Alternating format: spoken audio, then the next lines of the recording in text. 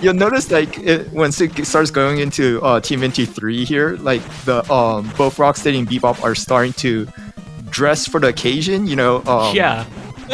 What occasion is this exactly?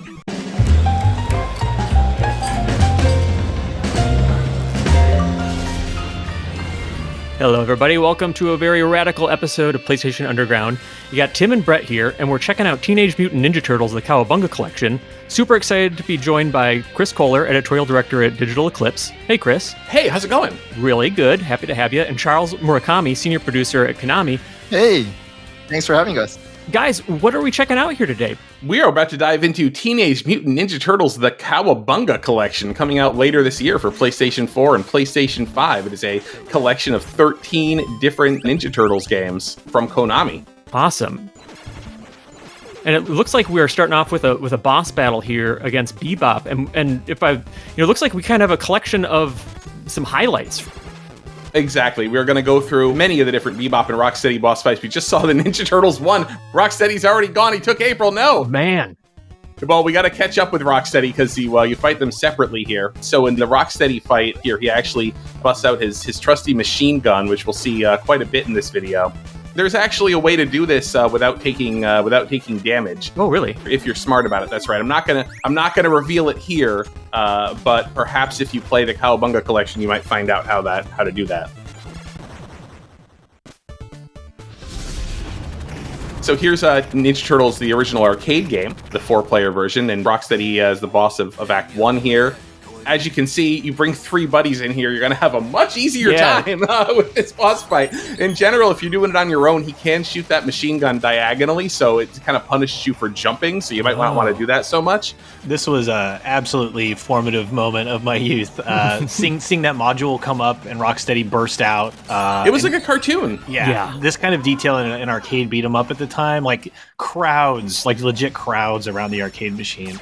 And then here's Bebop with his the first appearance of his signature ripple gun, which maybe these four players are going to let him fire at some point. Give him no quarter. I love that we're seeing the bosses, sort of standing on their own against the turtles. There it is. Yeah. Yes, that's right. And speaking of no quarters required in the Cowabunga Collection. You can just continue all you want.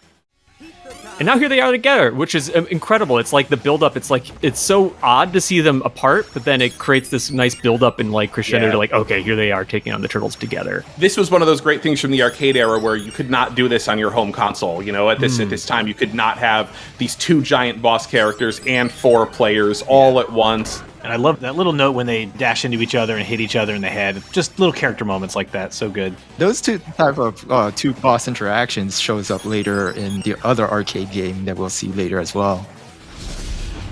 Now we're seeing a different version of the earlier fight, right? This is the 8-bit home console version of the Ninja Turtles arcade game. And again, here, like, to get this as a kid, like, I mean, look at this. It's like, does it look exactly like the arcade game? No. Is it close enough that you were blown away to have this in your house? Absolutely. Yeah, I distinct memories of 4th grade, like getting up from my desk like I was in a movie, running out the door, knowing this game was going to be there when I got home. It was like an event. Yep. Can't wait to play it again. I got tricked by the Electronic Gaming Monthly April Fool's code that said you could play as Simon Belmont in that game. But you know what? It's still good. You don't need Simon Belmont for it. It's fine. The turtles can hold their own. Yep, exactly. So here's the first portable Ninja Turtles game. You can see in this case, it's a side-scrolling game where it's sort of locked to that side-scrolling perspective. And you can actually, if you notice, you can knock the bullets away from Rocksteady in this fight. And you can even knock down Bebop's ripple laser in the next fight. So I love the animation with his sunglasses popping off there for his spur frame. Yeah, it becomes a lot more comical, right, as it goes on. And actually, if you look at, you'll be able to look at some of the original design documents for this game and see the pencil sketch of that comical, funny reaction frame as well. So you check that out. You can compare the two. Bye, Bebop.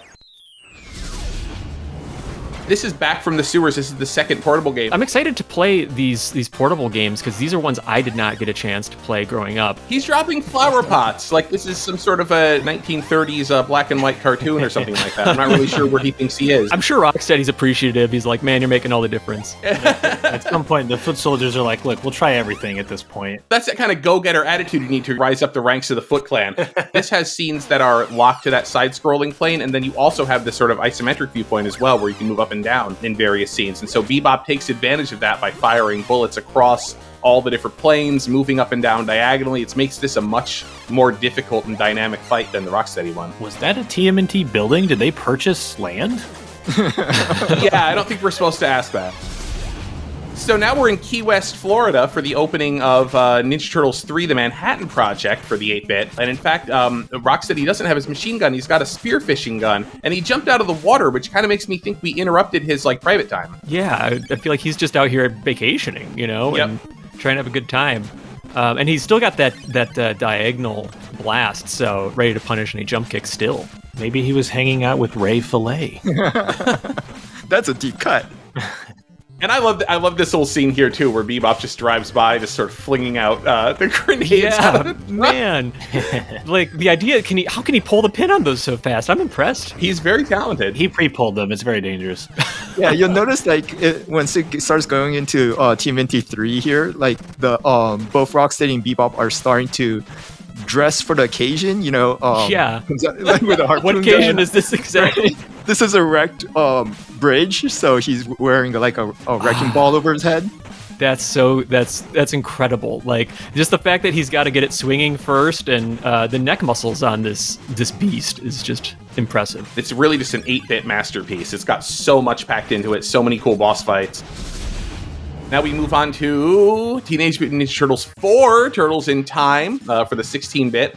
And Shredder sends the Ninja Turtles back in time as a punishment. Then apparently he also sends Rocksteady and Bebop back in time because they show up on this pirate ship. And I think the funny thing here is that there's clearly... you can clearly tell what the ranks are here because, like Rocksteady, he's the captain. He's very dressed in finery. He's fighting with this elegant fencing style, and then Bebop has clearly been swabbing the decks. He's the cabin boy in this situation. I also love the interaction of the whip getting tangled around the rapier. There is something I don't think I remember. And the reaction of the sword getting bent when he gets hit. I mean, there's so much just gorgeous animation in this. And again, this is another game in which we're going to have these design documents you're going to be able to look at and see the original pencil sketches of a lot of these frames of animation and kind of understand what the process was to getting this on the screen. Oh, right. Then they just take each other out. Oh, it's so funny. It's so clever. This is the one I'm maybe the least familiar with. This is probably the one I'm most familiar with. Yeah. Yeah, I know this fight well, and having to dodge Rocksteady's charge is... I guess it's a unique comparison to him busting out the machine gun in the previous boss battles. Yeah, it's interesting. In this boss battle, he kind of runs back and forth between the sides of the screen, and there's sort of a little bit more of a pattern that you can kind of memorize. And so this is Hyperstone High School. And you bring up an interesting point. Not everybody had all 13 of these games as a kid. In fact, most people just had, maybe 1 or 2 because they only had 1 or 2 platforms. This is your chance to experience the games you didn't get to play as a kid. We're back looking at the arcade version of Turtles in Time. Yeah, just to wrap things up, I guess. Yeah, and thanks guys so much for joining us. So the Teenage Mutant Ninja Turtles, the Cowabunga Collection, is going to be out later this year on PS4 and PS5. Charles, Chris, thanks for joining us. Thank you. Yeah, thanks for having us.